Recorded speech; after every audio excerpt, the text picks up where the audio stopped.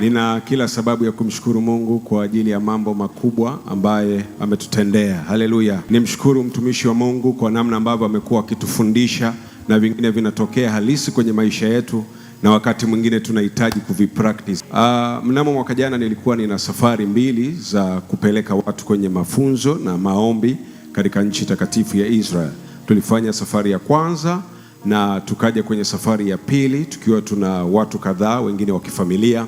Lakini katikati ya kundi nilikuwa nimembeba kijana mmoja na yeye akidai anakwenda kwenye maombi. Lakini nakumbuka tarehe 31 wakati tumeingia Israel, tumeingia totalini na nikawaambia sasa tuna ratiba ya maombi, tutakwenda kwenye ukuta wa maombolezo kwa ajili ya maombi. Wakati nimeenda chumbani kubadilisha nguo, kurudi chini akawa amepotea. Sasa ilikuwa shock kidogo kwa sababu kwa taratibu za Waisraeli lazima tuweke collateral, yani dhamana, kuhakikisha kwamba watu wote wanaoenda unawarudisha. Na sisi tulikuwa tumeweka dhamana takriban $20,000. Sasa already unajua unapata taarifa hayupo, nikajaribu kwenda mitaani napopafahamu hayupo. Na tulikuwepo pale Yerusalemu, kwa hiyo nikajua kwa vyovyote huyu atakuwa tayari ameshachukua taxi na ameondoka. Tukajaribu kupiga simu yake, haikupokelewa na baada ya muda ilikuwa imezimwa. Bwana Yesu asifiwe. Na tulikuwa tuna mawasiliano na mtu wake wa karibu ambaye ni mke wake, kajaribu kumpigia na yeye akajifanya yuko shocked. Baada ya muda akazima simu na yeye. Kidogo ikanidisturb kwa sababu sasa ulikuwa katika hali ya maombi, alafu ghafla unaona kimetokea kitu kama hicho. Siku ya kwanza. Na tarehe 31 kumbuka natakiwa nifuatilie mkesha. Sasa nikajaribu move kwenda kwenye maombi lakini akili ikakataa. Nikarudi chumbani nikajaribu kuomba ikakataa. Sasa nikaona kuna hali ambayo inaingia kwenye mwili ambayo sio ya kawaida. Nikasema kwanza nipumzike alafu nitafuatilia mkesha baadaye. Lakini hata kupumzika yenyewe haikuwezekana. Sasa nikawa tu nimebaki macho na angalia nifanye nini, itakuwaje. Nika process mpaka baadaye nikaiachilia sasa kwenye akili yangu kwamba sasa ili jambo limeshatokea na kitakachotokea kimetokea, lazima maisha yasonge mbele. Haleluya. Kwa hiyo ndani ya moyo wangu nikasema hivyo, nikaendelea na taratibu zote, tukafanya maombi pale siku 2. Nakumbuka siku ya 3 tukawa Galilaya, lakini bado linakuja moyoni mwangu. Nikaenda kando ya Galilaya kabisa, nikaanza kukiri ule mstari ambao tumepewa mwaka huu, Isaya 8:18. Bwana Yesu apewe sifa. Nikawa najisemea ndani ya moyo wangu kwamba mimi ni ishara na ajabu. Mimi ni ishara na ajabu. Kwa hiyo nikawa nakiri kwa muda mrefu, nikawa naomba nakiri huo mstari, alafu nikasema okay, kama sitapata Bwana atanipa, aliyenipa atanipa tena. Bwana Yesu asifiwe. Kwa hiyo nikarudi nyumbani Tanzania, nikamkuta mke wangu, nikamwadisia, akasema Bwana atatufanyia muujiza. Alafu nikakaa siku 2 nikaiprocess. Tarehe 8 nikamtumigia mtumishi wa Mungu message kumshukuru kwa ajili ya safari, lakini kumshukuru kwa ajili ya kutuombea na yale mambo Mungu ambaye ameyasema kwa ajili yetu mwaka huu. Alafu nikaandika pale chini tu kipengele hicho kwamba safari ilikuwa nzuri, lakini kulikuwa kuna kakasoro kadogo ambako kametokea na wamehold hela yetu mpaka leo. $20,000. Kwa hiyo yeye akaniandikia tu message pale chini akasema imekwisha. Nikaamini ya kwamba imeisha. Bwana Yesu apewe sifa. Kwa hiyo nikafurahi, nikamwambia mke wangu, mtumishi wa Mungu ameshasema imeisha. Kwa hiyo hatuna haja tena ya kuogopa. Kwa hiyo tukaendelea na hatua zinazofuata kwa sababu tulikuwa tuna safari ya hivi karibuni. Kwa hiyo nikawa naendelea na hatua nyingine huku wale mabwana wakiendelea kuwasiliana na sisi. Na kumbuka tarehe 27 mwezi wa kwanza wale watu wakanitumia message wakaniambia, in fact alituma voice note akisisitiza ya kwamba hakuna chochote kitakachorudi. Na ukumbuke tarehe 8 mimi nimeambiwa imekwisha. Huku ninaambiwa hakuna chochote kitakachorudi kutoka Ministry of Interior. Na nawajua Wayahudi wakikwambia moja ni moja hawageuzi. Pastor Daniel, shalom. Sorry for my delay reply. I was out of the country. The situation is much serious than you think, brother. We have agreement with the Minister of Interior. If we reach any limit of people from any group that will run away and stay illegal in Israel, they will fine us 300,000 shekels, which is about $100,000. And your man that he ran away and he's now illegally in Israel working probably, he was the one that, because of him, we reached the limit. So the Minister of Interior decided to finance 20,000 US dollars, which is the money that you guys put as a bond. And they're planning to withdraw the money and take it to the Ministry of Interior account.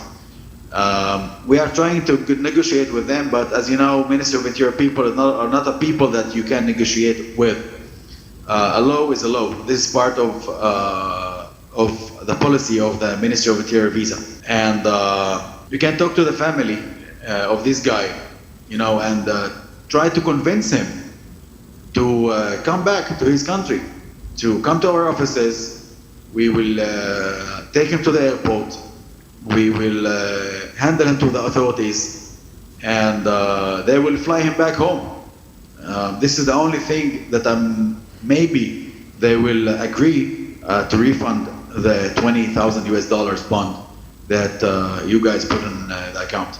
Unasikia, kwa tafsiri rahisi ni kwamba anaongelea ya kwamba hawawezi kurejesha chochote kwa sababu kwao sheria ni sheria, na halivyonitumia hivyo. Na kama unataka warejeshe, kamtafute huyo mtu, umpate na familia yao, waje wamchukue, wampeleke airport, arudishe, labda ndo tutazungumza juu ya kurejeshewa pesa. Unaona hatari hiyo?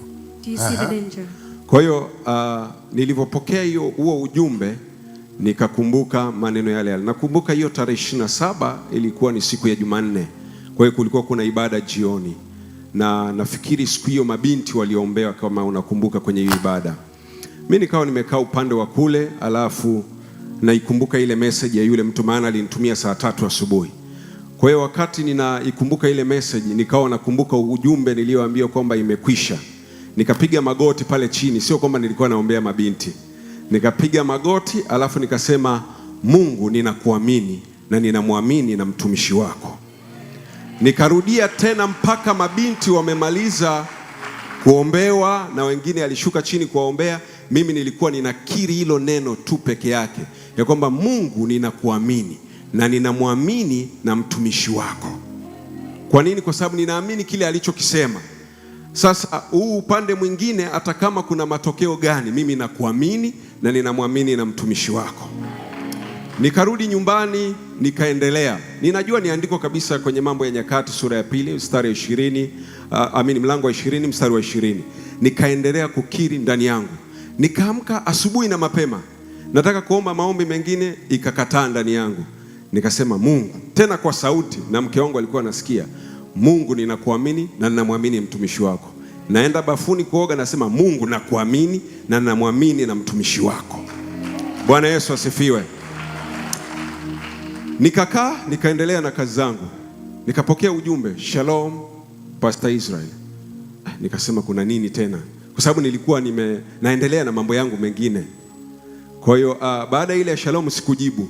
Chini akaandika, Minister of Interior wamekubali kukurejeshea fedha zako. Yesu, makofi mazuri sana. How can you be seated down? Can you raise up your hands and clap your hands for Jesus? Pe Yesu makofi ya heshima. My God, my God, my God. Kwa hiyo aliposema vile, nikamtukuza Mungu, nikasema asante kwa kulithibitisha neno lako. Kwa sababu nilichokuwa ninaona ndani yangu, kwanza imani yangu ilikuwa inatafutwa, ya kwamba kuna neno nimepewa, lakini sasa mbona ni kama aliwezekani kwa namna ninavyofahamu wa watu ilivyo na ugumu wake. Kwa hiyo nikawa nasema no, nitashikilia pale pale, hata kama litatokea namna gani, mimi nashikilia hilo neno nililoambiwa la kwanza. Haya ya mengine ya pili ya process hayawezi kuniondolea neno la kwanza ambalo nimeambiwa kutoka madhabahuni. Wakaanza process, akaniambia tunaomba ututumie bank details. Nikawatumia, nimeweka email hapo inaonyesha kabisa kile ambacho waliomba, na mimi nikamtumia kutoka kwetu. Hiyo ni email utaona official, na kutoka kwao nimeziba tu vitu kadhaa. Kwa hiyo sasa baada ya kumtumia hiyo, nafikiri tarehe za mbele kidogo, nikashangaa kwenye simu yangu kuna alert kutoka Equity Bank. Kuangalia na kutana na muamala ambao umetoka kwao. Hebu mpe Yesu makofi. Unaweza ukauona tu. Kwangu ilikuwa ni neema ya ajabu, lakini kwangu ilikuwa ni kulithibitisha neno la Mungu ya kwamba li hai siku zote. ya kwamba kile Mungu anachokisema mimi natakiwa tu ning'ang'anie, haijalishi situation iko namna gani, ili mradi ninaamini ya kwamba aliyesema ametumwa na Mungu, basi lile neno litatimia tu. Na ndicho nilichoamini na ndicho nitakachoendelea kuamini, kwa sababu kimeniletea matokeo ninayoyaona hata sasa.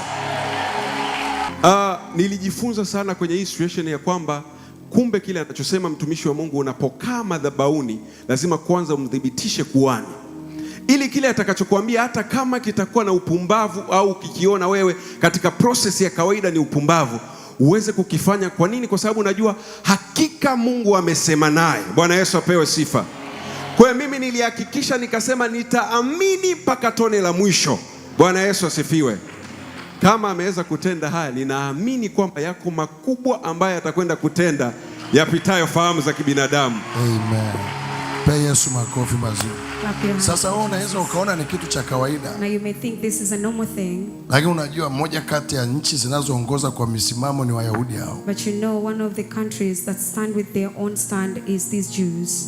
Sasa watu wanasafiri, tunaposafiri hata tukienda Israeli mwezi wa 5 au mwezi wa 12, lazima ujue tunaweka bondi hela. Whenever we travel to Israel, we put collateral. Kwa hiyo unapoenda kuzamia, so when you go there for, maana yake huyu Mungu wa hii madhabahu atakuchapa viboko. This God of this altar is going to flog you. Usije ukasema nitazamia tena upako wa Daniel utarudisha hela. Don't say I'm going to live and then the anointing of Daniel will return. Tutahakikisha haulali usingizi. We'll make sure that you do not sleep. Bwana asifiwe sana. Hongera sana mchungaji. Hii ni imani inayoweza kutoa matokeo. This is faith that can bring results.